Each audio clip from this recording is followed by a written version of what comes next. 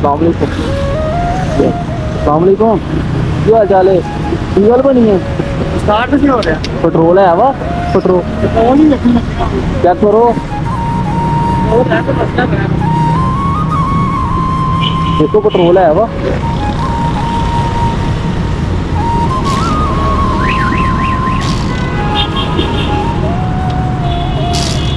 Current आ रहा वा से आ रहा। पेट्रोल चेक करो पेट्रोल खत्म होया होना फिर पेट्रोल ही ना हैगा पेट्रोल थोड़ा है ऐसे ही थोड़ा पेट्रोल पा लो फिर पेट्रोल का ही मसला लग रहा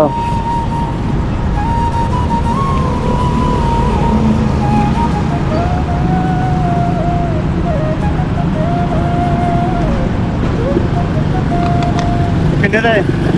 चेक करके देख लो नहीं स्टार्ट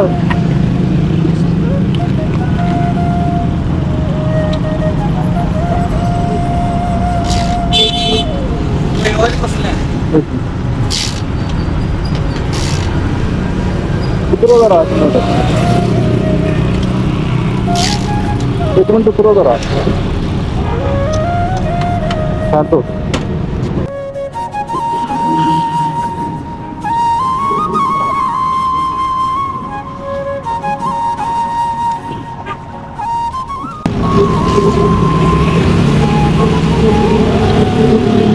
कचरा आया है।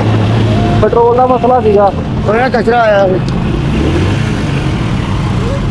हेलो कितने 1000 रुपया हो गया हाँ जी 1000 रुपया हो गया कोई पैसा नहीं नहीं आप पढ़ो मोटरसाइकिल से पढ़ो मेहरबानी। मोटरसाइकिल पकड़ो ना एक हाँ तो पढ़ो एक मिनट ये तो मैं पढ़ लिया। कैरियर में जाओ तो बस हो गए पैसे हो गए ਤੁਹਾਡੀ ਮੁਹੱਬਤ ਹੋ ਗਏ